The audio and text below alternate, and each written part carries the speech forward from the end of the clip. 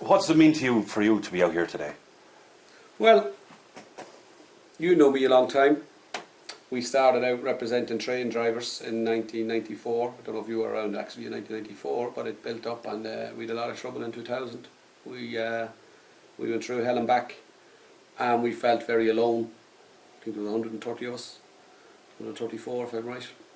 And you know, we knew we had right on our side, but we were so small in number.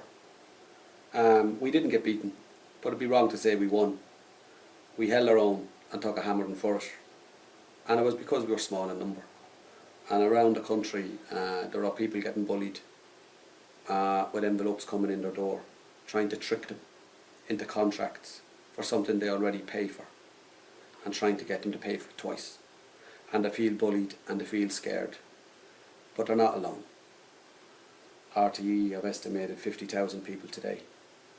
In reality, I'd say, you know, there was at least that, probably more. When we were finishing the speeches, people were still coming back from the march.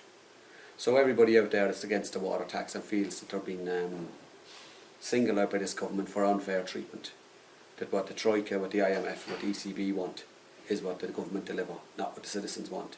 Now know from today they're not alone. So given where we come from, that's good. It's good.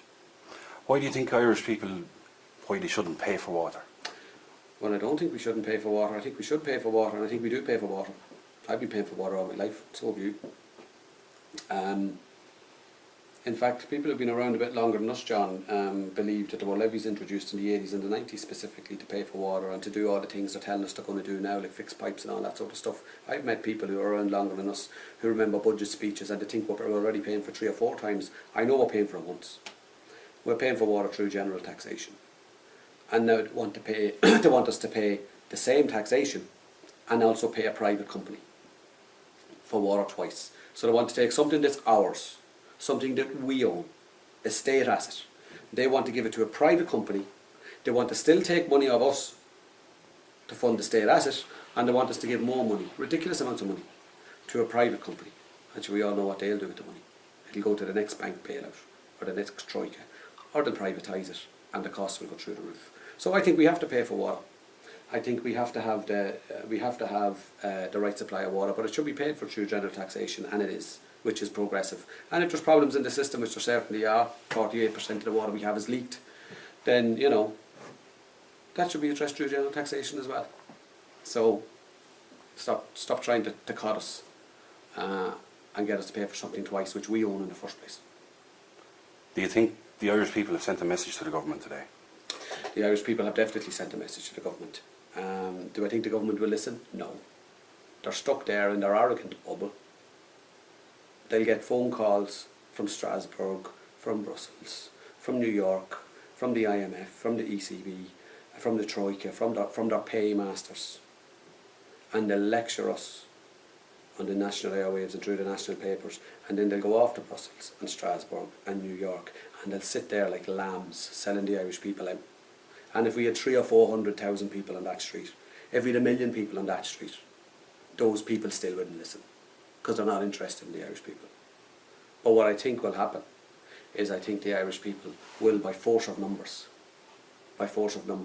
will first of all prevent the clear implementation and the easy implementation of this taxation, this regressive taxation, this double payment. And I think there is a chance, if we can continue to build on today, that we can return a government after the next general election that actually listens to the people. And wouldn't that be a change? Where do we go from here? What happens next? What's on the agenda now? Well, in terms of water, Right2Water has been established as an umbrella group. There are lots of people fighting the installation of water meters. There's lots of people running non-payment campaigns. There's lots of people collecting the envelopes to make sure they don't go back to Irish Water. And there's lots of people out reassuring old people, unemployed people, people with large families who are struggling to keep their heads afloat, that they're not on their own. And what we need to do now is we need to send a message from today. There's a visible message now that people aren't on their own, and we need to get that down into every community. So on the 1st of November, there's going to be a National Day of Local Demonstration. This was a national demonstration. There's going to be a National Day of Local Demonstration where people in their communities will have parties, have carnivals, have meetings, will gather and will have rallies like today in their own communities. and build resistance locally to this water meter charge. But this ain't going away. The trade union movement and politicians on the left and others have been involved in campaigns before, where we brought people up to Dublin in big numbers, and then we've said, wasn't that a great march? And we all went away and felt good about ourselves and did nothing about it. This isn't the end, this is the beginning. This campaign won't finish until at least after the next general election. At least then. And hopefully we get the right government to reverse this tax.